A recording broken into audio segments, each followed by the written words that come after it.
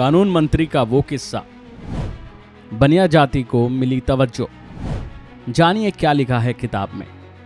जातिवाद आखिर कहाँ सुनने में नहीं मिलता, और जातिवाद इस देश की कोई नई समस्या भी नहीं है।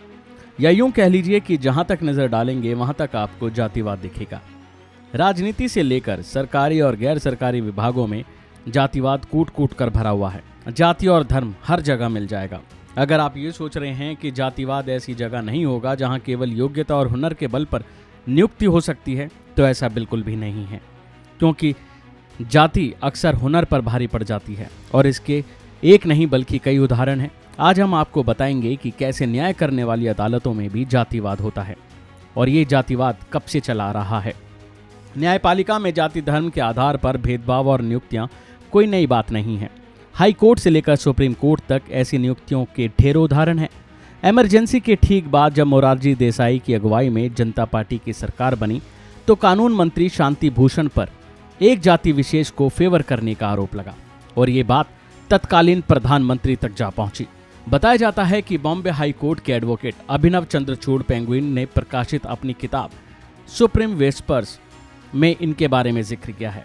वो लिखते हैं कि 1977 में जब शांति भूषण कानून मंत्री बने, तो तमाम जजों ने शिकायत की कि भूषण हाई कोर्ट की नियुक्तियों में बनिया जाति से ताल्लुक रखने वाले लोगों को ज्यादा तवज्जो दे रहे हैं, उन्हें प्राथमिकता दे रहे हैं, यानी कि उनके लिए खास झुकाव है। इतना ही नहीं, शांति भूषण के खिलाफ प्रधानमंत्री मोरारजी देसाई तक शिकायत जा पहुंची। अभिनव लिखते हैं कि मोरारजी देसाई शांति भूषण को कतई पसंद नहीं करते थे। पीएम ने कई बार चीफ जस्टिस वाई चंद्रचूड़ से इसकी शिकायत भी कर डाली थी। इस बारे में अभिनव चंद्रचूड़ ने लिखा है कि वास्तव में शांति भूषण ही वो शख्स थे जिन्होंने बतौर कानून मंत्री जाति के आधार न्यायिक नियुक्तियों की जैसी परंपरा शुरू की। वो लिखते हैं कि सिर्फ शांति भूषण ही नहीं, बल्कि तमाम कानून मंत्रियों और नेताओं ने न्यायपालिका में जाति धर्म आधारित नियुक्तियां करवाईं। इसको लेकर उदाहरण के तौर पर 1960 के दशक का एक किस्सा बेहद मशहूर है, जो तत्कालीन गृह मंत्री जी.बी. पंत से जुड़ा हुआ है।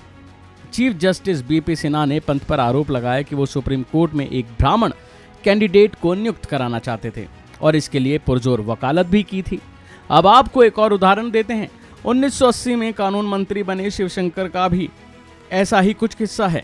अभिनव लिखते हैं कि उन्होंने सभी हाई कोर्ट के चीफ जस्टिस को खत लिखकर कहा कि उच्च न्यायालयों में नियुक्ति में SC/ST कैंडिडेट को तवज्जो दें। इसी तरह अभिनव आगे लिखते हैं कि पटना हाई कोर्ट के जज रहे NL ऊंटवालिया की कहानी भी कुछ ऐसी ही है। जस्टिस ऊंटवालिया को अगस्त 1957 में पटना हाई कोर्ट में जज बनाने की सिफारिश की गई, लेकिन उनकी नियुक्ति किन्हीं कारणों से नहीं हो पाई। उनके जगह भूमिहार ब्राह्मण जाति से ताल्लुक रखने वाले जज को नियुक्त कर दिया गया। इसके करीब 6 महीने बीतने के बाद ऊंटवालिया की नियुक्ति की गई। अभी के लिए फिलहाल इतना ही। बने रहिए वन इंडिया के साथ।